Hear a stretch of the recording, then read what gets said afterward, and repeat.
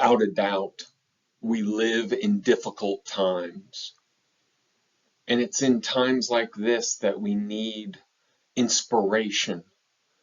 We need God to speak to us and reaffirm the purpose of life, humanity, the purpose of our very life. Why are we alive now, and why should we get out of bed today?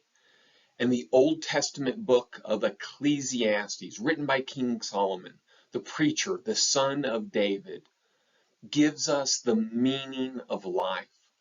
Let's delve into it together. Ecclesiastes chapter 7, verses 1 through 10, in the New American Standard Bible says this: "A good name is better than a good ointment, and the day of one's death is better than the day of one's birth. It is better to go to a house of mourning than to go to a house of feasting, because that is the end of every man, and the living takes it to heart. Sorrow is better than laughter, for when a face is sad, a heart may be happy. The mind of the wise is in the house of the mourning, while the mind of fools is in the house of pleasure. It is better to listen to the rebuke of a wise man than for one to listen to the song of fools. For as the crackling of a thorn bush under a pot, so is the laughter of a fool, and this too is futility. For oppression makes a wise man mad, and a bride corrupts the heart. The end of a matter is better than its beginning. Patience of spirit is better than haughtiness of spirit. Do not be eager in your heart to be angry, for anger resides in the bosom of fools. And do not say, why is it that the former days were better than these? For it is not from the wisdom that you ask about this."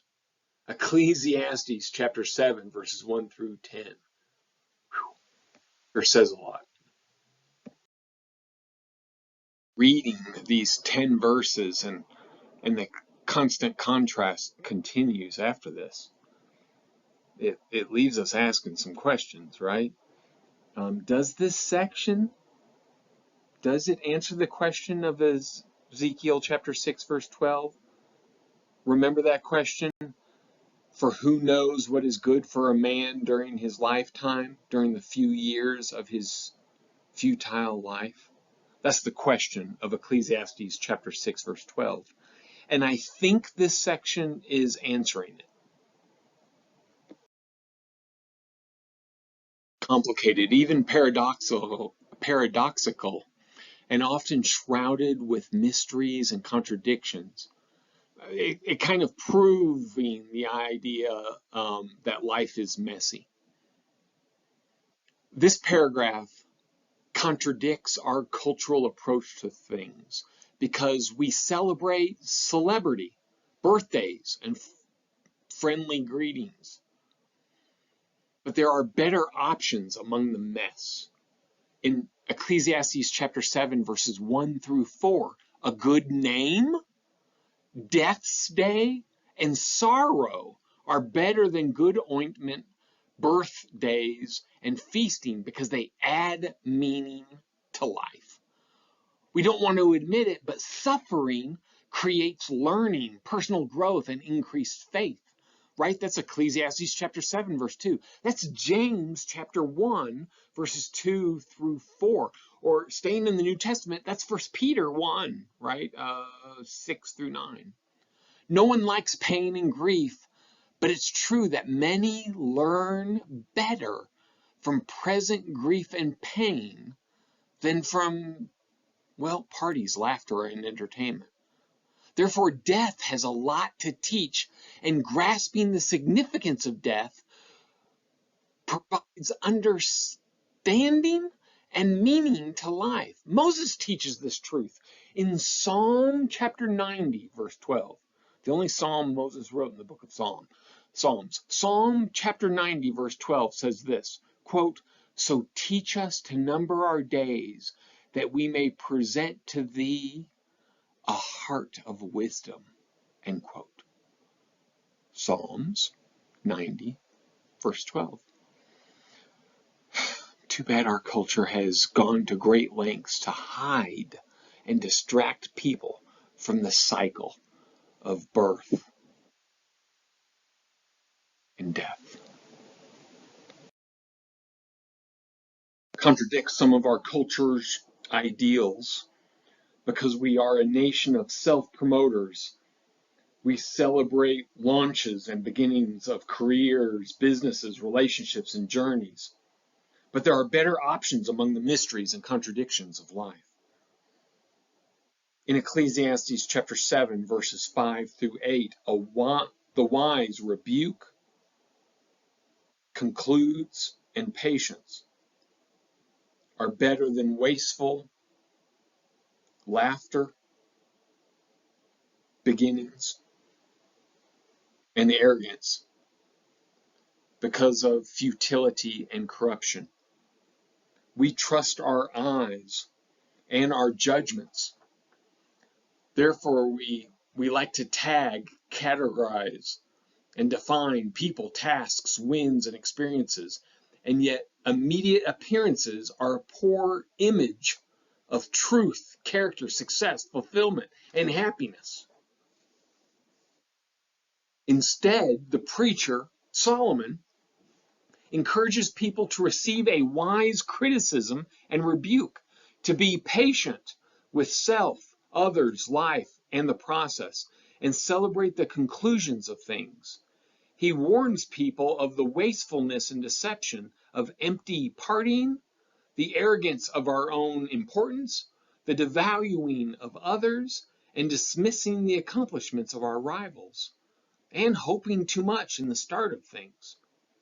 We get it all wrong. In the better options of messy lives, this passage highlights three traps. In Ecclesiastes chapter 7, verses 9 and 10, three negative statements teach what is best. Don't be angry. Don't be nostalgic. And don't ask unwise questions. In the midst of the complications, mysteries, and contradictions of mortal life, we are advised to, reject those things. Let's reject anger. Reject dwelling on the good old days, and reject worthless investigation. Just say no to that stuff. 4.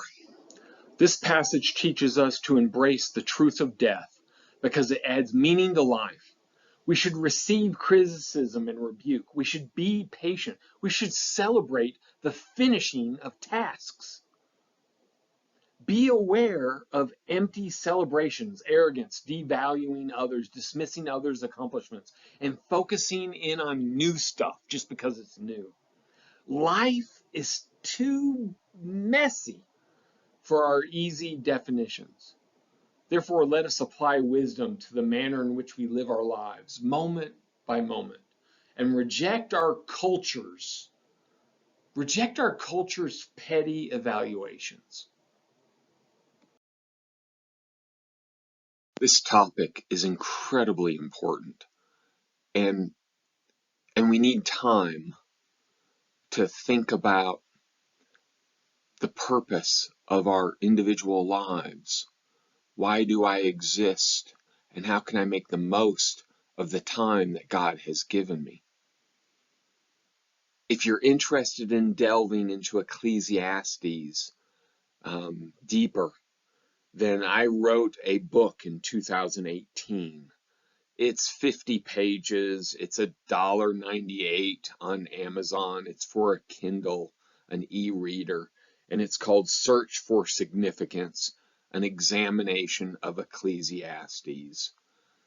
And I will put the link to this book on Amazon in the description below as an additional resource for you if you wish.